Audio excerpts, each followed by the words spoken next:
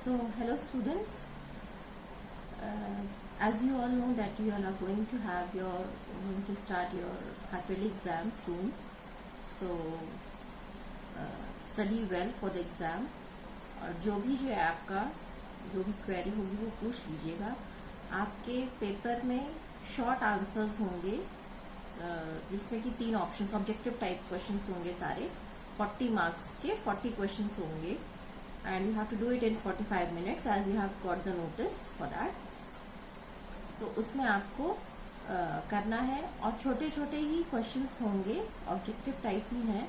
तो उसमें आपको ऑब्जेक्टिव टाइप में आपको ज़्यादा थरो नॉलेज होनी चाहिए. बुक के बीच से भी छोटे छोटे क्वेश्चंस बन जाते हैं. इसलिए चैप्टर को अच्छे से the concept of the chapter should be clear to you all. And उसमें आपका छोटे छोटे क्वेश्चंस भी होंगे. तो आपको पता है कि हाफ ईयरली के पोर्शन में मैंने आपको 3 चैप्टर दिया था, बोला था. That is motion, force and law of motion and work and energy which you have already completed. गति, बल तथा गति के नियम और कार्य तथा ऊर्जा, ये तीनों ही चैप्टर आपके कंप्लीट हो गए हैं. सो उसको आप अच्छे से पढ़ेंगे.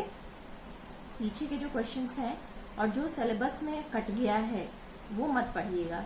जैसे फर्स्ट चैप्टर में मोशन में ग्राफिकल रिप्रेजेंटेशन और डेरिवेशन, उससे ग्राफिकल रिप्रेजेंटेशन से जो डेरिवेशन था वो अब नहीं है सिलेबस में, तो वो उससे सो सेकेंड चैप्टर में आपका मोमेंटम नहीं है, प्राइमरी कंसेप्ट ऑफ मोमेंटम नहीं है और सिर्फ न्यूटन के तीनों लॉज तक ही है. सो उसमें से आपके क्वेश्चंस होंगे. और third chapter work and energy है, तो उसमें आपका जो पार्ट कटा है that is conservation of energy and transformation of energy. तो कंजर्वेशन ऑफ एनर्जी या ऊर्जा का संरक्षण का नियम और ऊर्जा का ट्रांसफॉर्मेशन ऑफ एनर्जी, ये 2 रूपांतरण, ऊर्जा का रूपांतरण वाला टॉपिक नहीं है. तो उससे रिलेटेड क्वेश्चंस भी नहीं होंगे. तो उसमें आप बाकी पढ़ लीजिएगा. और न्यूमेरिकल्स, छोटे छोटे न्यूमेरिकल्स होंगे जो कि आप उसको सॉल्व कर सकें आसानी से. फॉर्मूला बेस्ड ही होंगे ज्यादातर. सो बेसिक जो कंसेप्ट है चैप्टर में हर चीज का, वो आप अच्छे से उसको स्टडी कर लीजिएगा. उस पे बेस्ड आपके क्वेश्चंस होंगे. तो अपने एग्जाम की अच्छी से तैयारी करिए. और रिवीजन वीडियो आपके पास है ही. रिवीजन सभी चैप्टर्स का रिवीजन हो चुका था, तो उसको आप अच्छे से रिवाइज करेंगे. क्लियर? आपने मोशन में जो पढ़ा था, types of motion, then velocity, displacement and distance and displacement में जो डिफरेंस होता है वो आपने पढ़ा था. फिर आपने पढ़ा था scalar quantity and vector quantity. Scalar quantity क्या होती है, वेक्टर क्वांटिटी क्या होती है, ये आपने पढ़ा था. स्केलर क्वांटिटी में आपका सिर्फ जो परिमाण होता है, जो मैग्नीट्यूड होता है, उस पर डिपेंड करता है, उसकी दिशा पे या डायरेक्शन में, किस डायरेक्शन में मूव हो रही है बॉडी, इस चीज पर डिपेंड नहीं करता है. जैसे डिस्टेंस है, कितना डिस्टेंस ट्रैवल किया. वेलोसिटी जब आप निकालते हैं, स्पीड जब आप निकालते हैं, तो उसका फॉर्मूला आप जानते हैं, डिस्टेंस अपॉन टाइम होता है. और वो डिस्टेंस किस डायरेक्शन में हो रहा है उससे आपका कोई लेना देना नहीं, तो वो एक स्केलर क्वांटिटी है. और वेक्टर क्वांटिटी वो होती है, या सदिश राशियां वो होती हैं जिसमें कि डिस्टेंस हमारा डायरेक्शन पे भी डिपेंड करता है कि हमारा किस डायरेक्शन में बॉडी मूव कर रही है. तो डिस्प्लेसमेंट है, डिस्प्लेसमेंट आपका वेक्टर क्वांटिटी है कि किस डायरेक्शन में आपका मूवमेंट हुआ, वो आपने पढ़ा. दोनों में क्या रिलेशन है, difference between distance and displacement. Types of motion आपने पढ़ा, uniform motion, non uniform motion, circulatory motion, oscillatory motion, ये सारी चीजें आपने पढ़ी हैं। फिर स्पीड और वेलोसिटी में क्या डिफरेंस है, वही डिफरेंस है जो डिस्टेंस और डिस्प्लेसमेंट में है। स्पीड आपका non vector quantity, scalar quantity है, और वेलोसिटी आपका वेक्टर क्वांटिटी है। तो चेंज ऑफ वेलोसिटी टाइम के रिस्पेक्ट में जो rate of change of velocity होता है वो एक्सेलरेशन होता है। ये आपने पढ़ा था, एक्सेलरेशन के बारे में पढ़ा था। फिर इन द सेकेंड चैप्टर आपने लॉ ऑफ मोशन पढ़े हैं।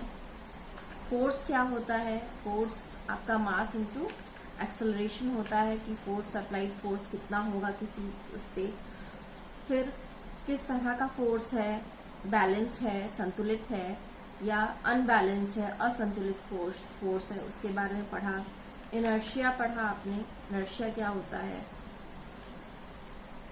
तो इनर्शिया जो होता है वो डिपेंड करता है बॉडी के मास पर, यानी कि उसके द्रव्यमान के अनुक्रमानुपाती होता है, वो आपने पढ़ा।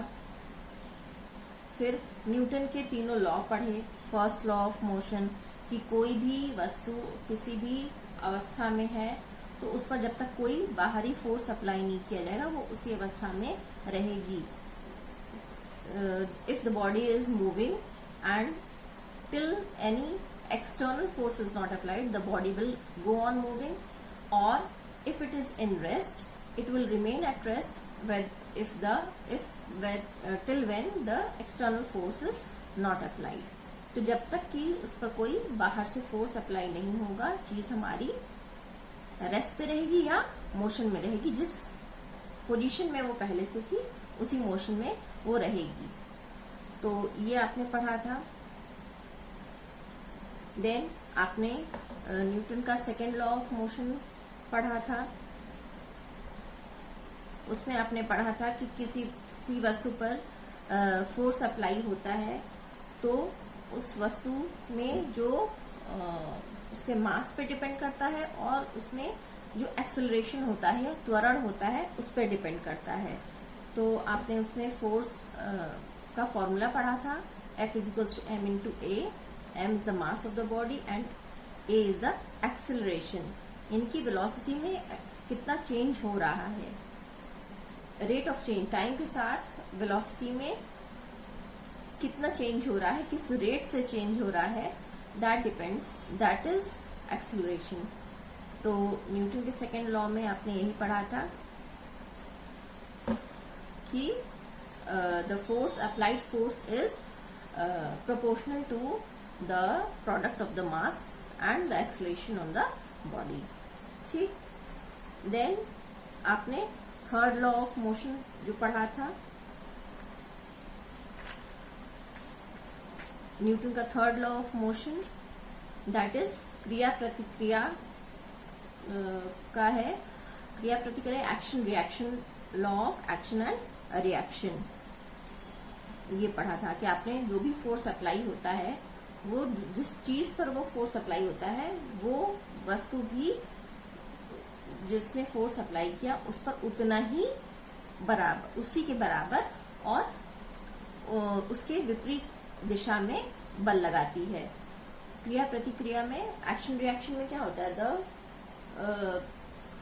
Body applies the same force to the other body which is applying the force on it equal and in the opposite direction of that force। ठीक है। तो ये आपने पढ़ा था। मोमेंटम अब आपका है नहीं। और वर्क एंड एनर्जी में आपको वर्क के बारे में बताया था कि जब भी फोर्स अप्लाई होता है और उसमें किसी भी डायरेक्शन में अगर उसमें डिस्प्लेसमेंट होता है बॉडी में, तो हम कह सकते हैं कि the work is being done. किसी भी बॉडी पर जब कोई बल लगाया जाता है तो उसमें जब कोई विस्थापन होता है तो उसमें कार्य, तब हम कह सकते हैं कि कोई कार्य किया गया, अगर फोर्स अप्लाई करने पर उसमें कोई उसकी स्थिति में कोई अगर परिवर्तन आता है तो कार्य पढ़ा था आपने, ऊर्जा पढ़ा था। तो कार्य करने की जो क्षमता होती है वही हमारी ऊर्जा होती है। कार्य के प्रकार, टाइप्स ऑफ वर्क पढ़ा था। पॉजिटिव होता है जब हमारा डिस्प्लेसमेंट फोर्स के डायरेक्शन में होता है, और नेगेटिव वर्क होता है जब हमारा डिस्प्लेसमेंट फोर्स के ऑपोजिट डायरेक्शन में होता है, और जीरो होता है when the force and the displacement are perpendicular to each other. एक दूसरे के लंबवत होते हैं फोर्स और डिस्प्लेसमेंट, यानी कि बल और विस्थापन। बल अगर हमारा वर्टिकली लग रहा है और हमारा विस्थापन हॉरिजॉन्टली हो रहा है, तो उनके बीच का एंगल 90 डिग्री है। तो जब भी हमारे विस्थापन और बल की दिशा में के बीच में 90 डिग्री का कोण होता है, तो हमारा जो कार्य होता है वो शून्य होता है। तो ये आपने पढ़ा था। एनर्जी के टाइप्स ऑफ एनर्जीज पढ़ा था। Mechanical energy, heat energy, thermal energy, sound energy, electrical energy, nuclear energy, solar energy, ये तमाम तरह के टाइप्स ऑफ एनर्जी के बारे में भी पढ़ा था। फिर डिफरेंस क्या है पावर और एनर्जी में। पावर क्या होता है, या सामर्थ्य क्या होता है। सामर्थ्य यानी कि पावर, यानी कि जो काम करने की जो क्षमता होती है उसको हम बोलते हैं सामर्थ्य।